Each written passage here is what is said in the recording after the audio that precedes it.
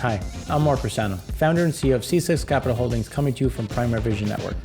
Today on this special segment, we just want to look at what is happening on the geopolitical side, what is happening with food, and they're very closely linked to the two. That's why we want to talk about them more specifically, because one leads to the other leads to the other. So again, it kind of goes back and forth.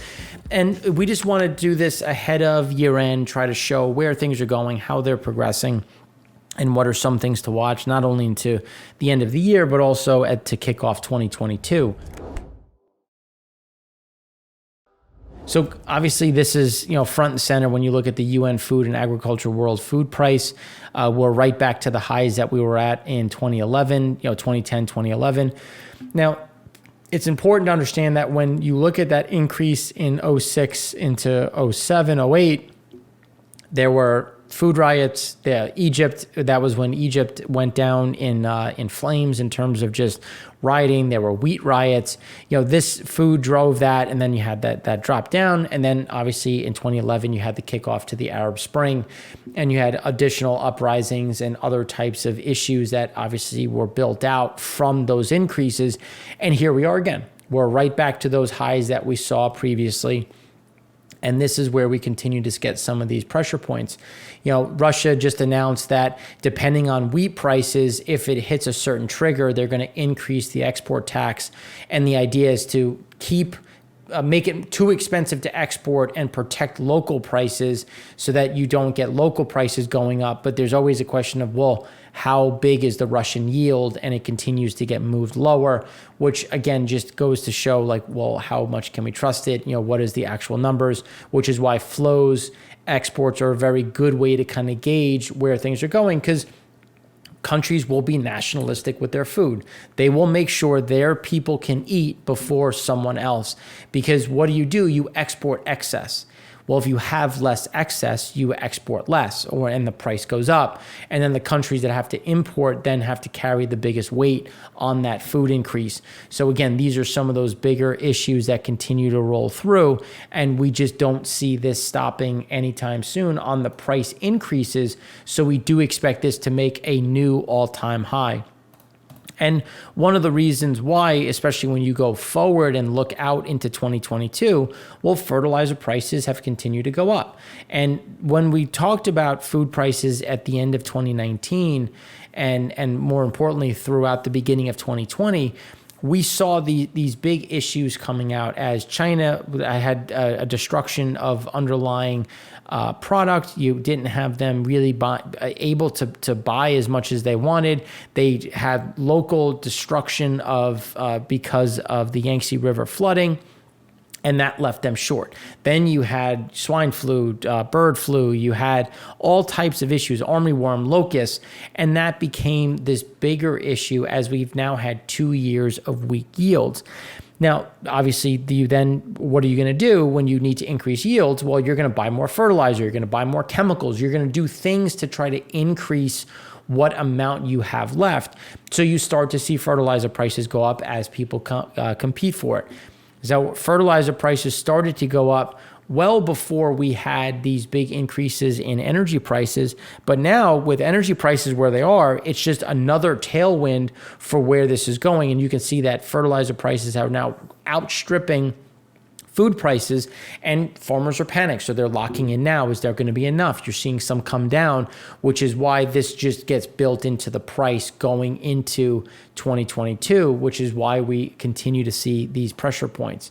And it's not just in grains. Like when you look at milk, a gallon at U.S. stores has been on the rise for 3 years, continuing to move up. And if it's rising in the U.S., it's typically rising in other nations because, again, we typically have the best type of setup in terms of acreage for cattle based on milking, dairy farms, as well as slaughterhouses.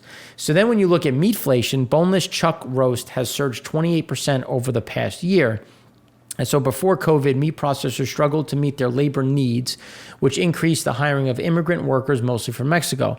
More than a third of the workforce was foreign-born, according to a 2020 report by the Economic Policy Institute. But now so you had labor issues beforehand, and one of the things that President Trump tried to do was increase the speed at which you were allowed to operate pork and chicken lines on the slaughterhouses, and now that is coming back in, and that's being tested by Biden administration to try to close the gap and just accelerate the amount or increase the efficiency of what is being done, because we're seeing increases across the board. Meat eaters, some cuts of meat have soared 25% over the past year, while others are fetching near record prices, making meat one of the biggest contributors to pandemic inflation. And industry experts expect meat to keep going, obviously as people buy their roasts and whatnot for the holiday season. The sticker shock is what we all need to be prepared for. As the supply chain continues to get worse, this is here to stay at least through the summer of 2022. So again, there's more impacts to inflation and pricing, which now the U.S., if you think about the U.S. consumer, can handle it more than others. This is a much bigger issue for emerging markets. This is a much bigger driver for where those emerging markets are going to go. And you still need to feed these animals. Like, animals still need to be fed, which is why you're seeing, like, here's the North American nutrient gauge surging to a new record. So, and then this then leads to, well, Russia may raise the wheat exports. You're starting to see these implications, which have reverberating impacts, because again, most people, if they can't feed their family or give them water to drink, that is going to be the biggest driver to make a change. And again, this is something that we're continuing to see. And this is even as the global wheat trade continues to accelerate and is expected to be the largest ever. Global wheat exports will reach an all-time high as Russia, the European Union, India, and Ukraine are all shipping out more than expected. That's according to the U.S. Department of Agriculture monthly crop report, which showed that exports have reached 203.2 million metric tons. The battle for what country holds the wheat export crown remains a close race. The USDA upped its estimates for Russia, but now with the new tax, that's kind of called into question, or the trigger, if you will. But the EU is still poised to be a leader. The U.S. is falling in the wheat export ranks, though, and that's really because our yield is not what it was expected to be, coming in much lower, which, again, we're going to feed ourselves first and then export the excess, which is leading us to some of these problems. But with that being said, the U.S. bulk commodity exports to China are still, they've come down. We expect them to start to come back up. But on a bulk commodity exports to China, on a cumulative basis, we're still at these all-time highs as they've been trying to buy ahead of some of these price moves, but they still will be beholden and have to come back to market. So then when you look at the record wheat trade as the United Nations sees it, even as wheat prices soar, some of the world's top buyers are piling back in, because remember, as we said, we had people that were removing tenders and now they're reissuing those tenders. Global trade of the staple grain will leap to a record this season, buoyed by an import frenzy in the Middle East.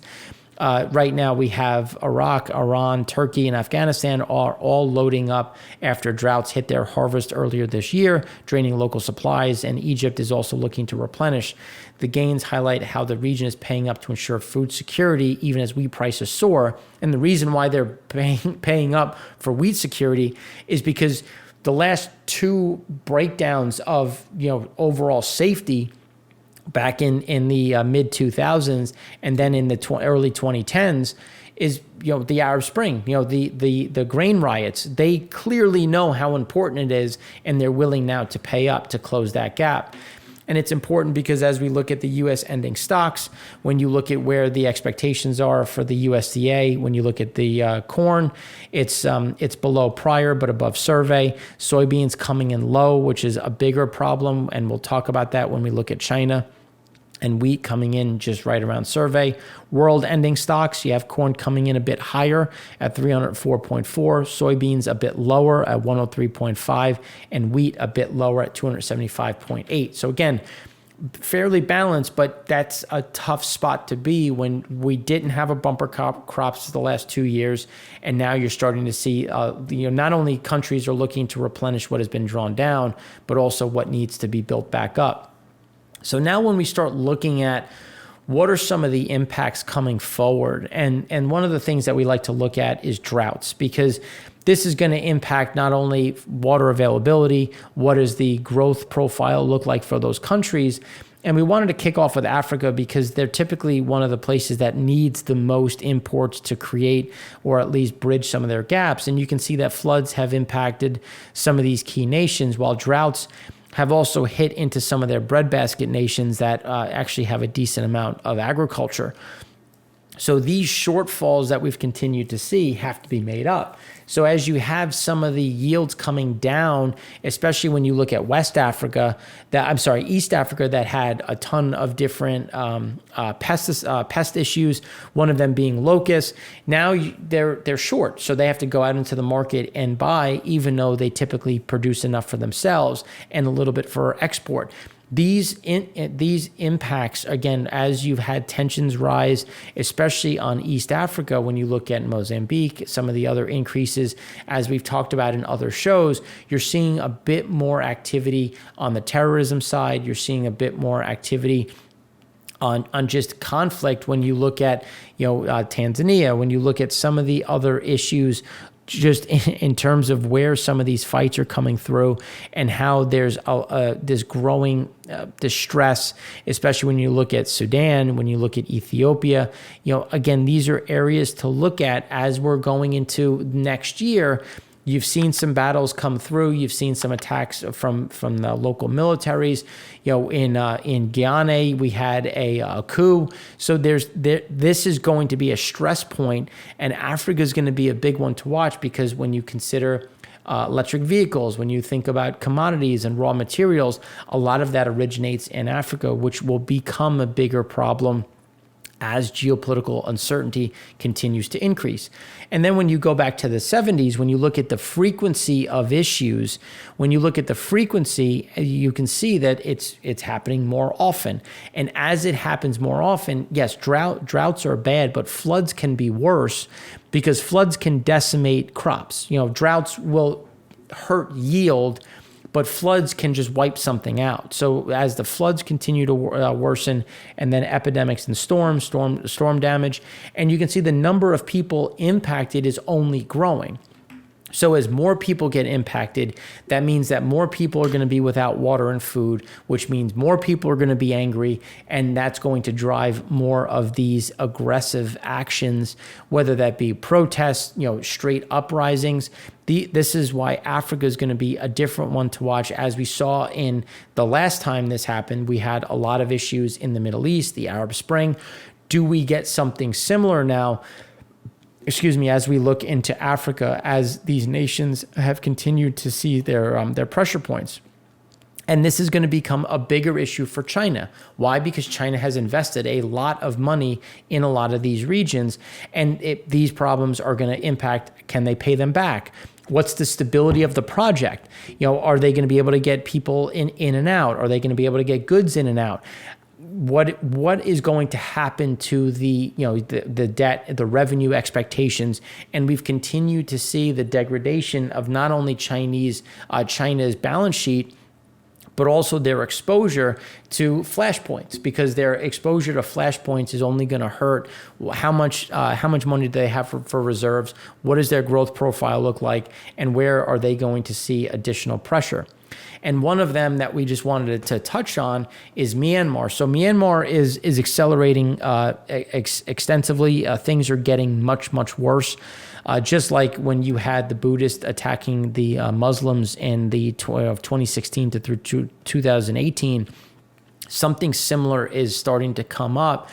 And the reason why it's so important is because tin is a huge component of Myanmar's exports. Now, the Ma mine in Wa State is fairly segregated away from the issues in Myanmar, but it doesn't mean that the governments are going to try to go and try and capture or take advantage of this asset. There have been calls by China to ease some of the issues because Chinese nationals are being attacked. You're seeing Chinese nationals that are stuck on the border. COVID is making that more difficult because China is limiting the amount of people that can go between Myanmar into China. There's about 10,000 on the wrong side of the border, and they're only letting about 100 through a day. while there's calls within Myanmar that are blaming China for the issues because China was selling armaments to the previous regime. They're still selling them to the current the military leadership, which is creating more animosity within Myanmar. And as we were talking back in 2016, 2018, they're in a generational crisis moment now. And when you look at that, it just means that without some significant shift, they're heading towards a civil war. And the civil war is going to become a much bigger problem for Asia, the ASEAN or the Southeast Asian stability, because there's chances that this is going to bleed into other nations and into other regions. And that's something China is very concerned about. So the ASEAN nations have isolated Myanmar when you look at how their dealings on recent political and economic meetings because of the problems. But let's just understand tin a bit more. So tin, the commodity supercycle superstar, the biggest share of last year's demand, 48%, came from the electronics sector, where tin is used to solder circuit boards, and booming demand for electronic goods is expected to drive a 7.2% surge in global tin usage this year. And based on the shortfalls, based on where demand sits right now, it's only going to increase. So the fact that tin is you're losing or potentially have a certain amount that is impacted. Now remember, this mine is also sanctioned. So we're technically not allowed to buy from it, but we do through, as you can see through this map, multiple stages. But this is something that could also take out, some key availability of capacity, which is very much needed in the market to try to make up for that technological shortfall. Now, making a pivot to China and some of the issues that we've seen. So we've already ad nauseum really talked about the India-China divide. There's still negotiations going on. There's still tension at the border. There's nothing new to report, so we're not going to include that in here. You can look through other shows where we've gone through, different satellite imagery of where the different individuals are, where the equipment is. Right now, they're not on the front lines, but they're in fallback positions. And it's just if we see additional breakdowns of negotiations, that's going to be something to watch. They're already into their winter, so it's unlikely we see any real movement. But again, these are going to be things to look at as we go into the spring thaw. Now, one of the interesting pieces, the Chinese military has created a mock-up of U.S. aircraft carriers at a weapons testing range in a remote western desert. So it's not overly concerning because typically, we do the same. We pretend or practice attacking some key areas. But this is something that is a bit more aggressive because at the same time, another 16 warplanes of China's PLA entered Taiwan's air identification zone, creating, again, another scurry. And this was in retaliation or relation to some U.S. officials going to Taiwan. And then on the other side, China sanctioned 3 key members of Taiwan's parliament, which again just creates more additional pressure. So when you look at what the PLA has done, when you look at what the shape, the satellite image depicts targets in the shape of a carrier and 2 Arleigh Burke class guided missile destroyers at a testing facility. The news website of the U.S. Naval Institute reported both types of vessels are deployed by the U.S. 7th Fleet, which patrols the Western Pacific, including the waters around Taiwan, which is why that is so important to understand, because they're doing things specific to that. Now, why does that matter? Why are there issues when you think about how is China positioning itself and what are they doing? Well, not only are they doing this, but they're also building another nuclear missile silo farm.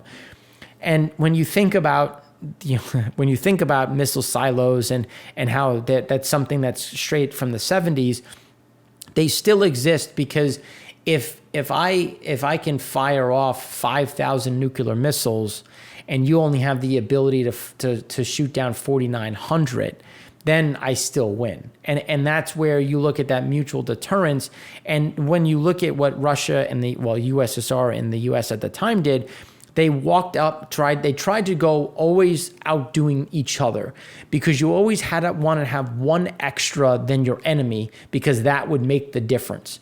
So the fact that we have this and where it's being positioned is far away from our reach of ICBM missiles. So we can still get to it, but you're going deep into Chinese territory, and this just gives you an idea of the depth in which it has to go from. And this is why when you look at Russia, Russia cares. And yes, they may play nice, they may act friendly to China, but they are just as concerned about these missile silos as we are. This is not just the US that is concerned. Many people are concerned about this because of its remote nature. And again, it can hit not just the US, but also Russia and other places. And then when you look at the curvature of the Earth, this is why Greenland matters, because everything based on hitting specific areas, Washington, D.C., L.A., New York, you would go over the top of the curvature, go over the North Pole, and then come down, which is why there's such concern about hypersonic missiles, harder to see, harder to detect, harder to deter. And these are some of those key issues which are important as we go into, again, the new year. So then when you look at why do we know this? Well, here's just giving you an idea of what they look like up close with the Hami missile silo field, the Yumen missile silo field, and then the training site. So these are ways to they're atmospherically controlled. These are the little domes that exist over them, which is how we know what are being built. And then based on how they're being built, this is where you can see China is building that second nuclear missile silo. And it just shows you the speed in which they're doing it in terms of soil clearing, under construction, and then based on the domes erected, and based on what is being built in terms of what it can, let's just say, support. You get an idea of how, now not all of these may be built. This just gives you an idea of what is capable, what could possibly go in the region over an 800 square kilometer radius. And this is why the target practice is important, because when you think about the target practice, the U.S. warships at the Missile Testing Center, you have the rebuild, you have the new build of missile silos, especially nuclear missile silos. These are those friction points that we've been talking about that we have to watch closely. Now, we don't think anything is going to happen in the near term, but if you look at what is happening with Taiwan, now we have Evergrande officially in default. What does that mean going forward? What does their economy look like? Countries are willing to take more risks if food is a shortage, which we know is a problem. Water is a shortage. We know that's a problem. And now on an economic level, things are slowing. Again, these are some of those continuous issues that we keep talking about. And now when we look at some of the different shifts, keeping that in mind, just summarizing, so the only possible reason why this plan might fail is that the U.S. Would be jealous of China's power and might come on the defense of Taiwan and Japan. That's why China is developing hypersonic and ballistic nuclear missiles in order to attack the U.S. and bring about this millennium of peace. Because remember, one of the things that has been talked about is China believes they're the leader of the Middle Kingdom. And there's ways in which they're going to force people to submit to them and become, again, a much bigger part of the break up the homogeny within the world. And again, Taiwan and Japan would be that kind of friction point that could draw us into a bigger battle. So now when we look at Myanmar, the major BRI project in Myanmar is obviously the China-Myanmar Economic Corridor, strategically essential to China's grand plan, since it provides a corridor for the transport of people and goods between China's Yunnan province and the Indian Ocean through Myanmar's parts on the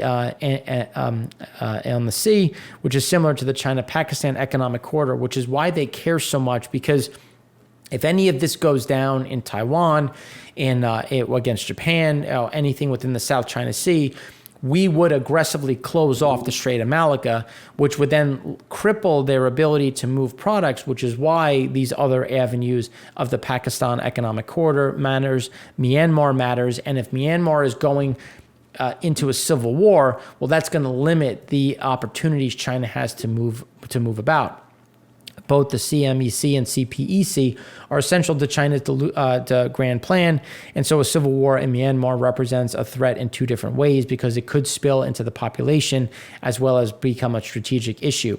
China is taking a cautious approach to the Myanmar junta. The leaders couldn't care less that a UN agency says, but they may listen to China. So again, that's so far based on how the military is amassing, where they're positioned, it doesn't look like they're going to be listening anytime soon. So now when we're talking about, Asia, we're going to shift over to the Middle East for a moment. And so there was a big parliament election in Iraq. And the biggest winner in the last month's parliament elections happened to be the Sadrists. And it's the political party of al-Sadr, who got 73 seats. So those that remember, when you think about what it was, so he's a highly respected Shia cleric who opposed American intervention in Iraq during the 2000s, and today he strongly opposes all foreign intervention, including intervention by the U.S., Iran, and Turkey.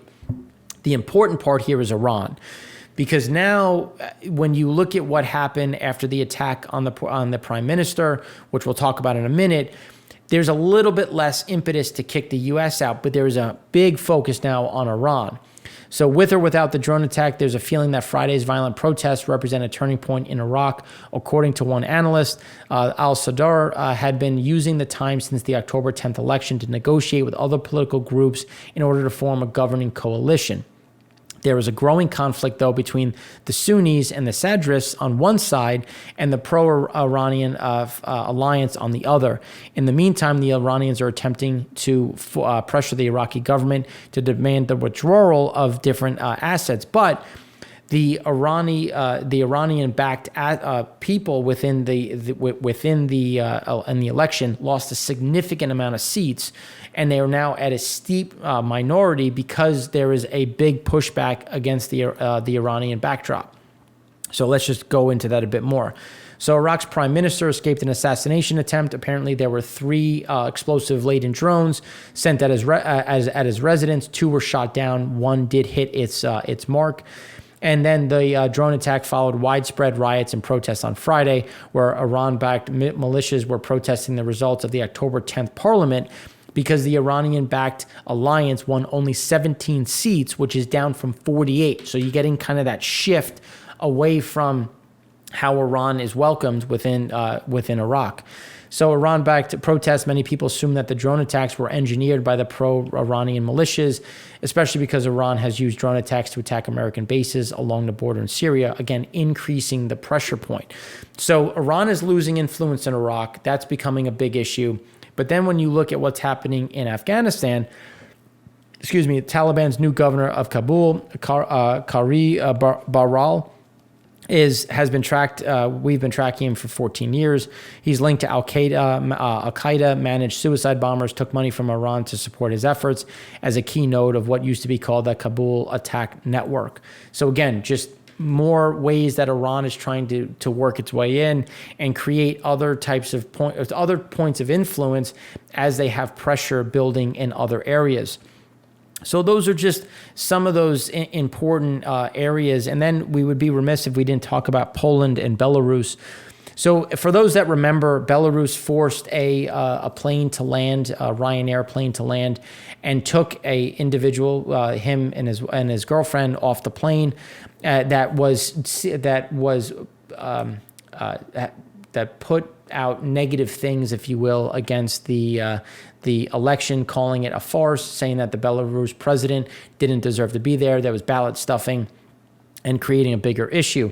So even though the Ryanair flight was it wasn't supposed to land in Belarus, they forced the plane to land. When then they sent up in a military jet to ensure, and then that became a much bigger issue. Now, Belarus has also been essentially moving all of these immigrants to the border with Poland and giving them armaments, whether that be shovels, whether that be to dig up the fence, bolt cutters to dig up the fence. And the Polish military has sent about 14,000 troops to keep the immigrants on the other side.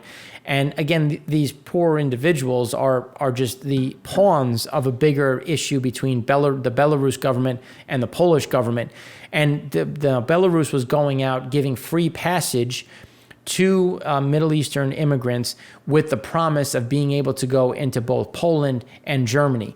So there is a big problem now in terms of, well, Poland isn't going to let them through, Belarus isn't going to let them through, and now you have more and more troops showing up. So as the Polish military was firing tear gas to push back the migrants, the Belarus military was shooting guns in the air to keep people pinned against. So now you have these individuals that really can't go anywhere, and they're pressured on both sides by the military. And again, as we know, the more military that is present, the more weapons that are available, the bigger chance of a mishap that can be obviously not only just blown out of proportion, but also lead to the death of someone and a big issue going, a big increase in capacity. At the same time, you have Russia that is moving assets closer to Ukraine, which is being watched closely. All the while, China is doing their thing, and these are just kind of some key flashpoints that we just wanted to update. And the food side, the energy side, is not helping. It is only making it worse. So if you have any questions, if you want us to go through anything else in depth, we would welcome that. We try to put these out every once in a while. We embed these in most of our shows, whether it be segment 1 or segment 5. But this is one we just wanted to call out, just given the length, the amount of stuff that is happening. So if you have any questions, please let us know. And again, I'm Mark Rossano, founder and CEO of C6 Capital Holdings, coming to you from Primary Vision Network.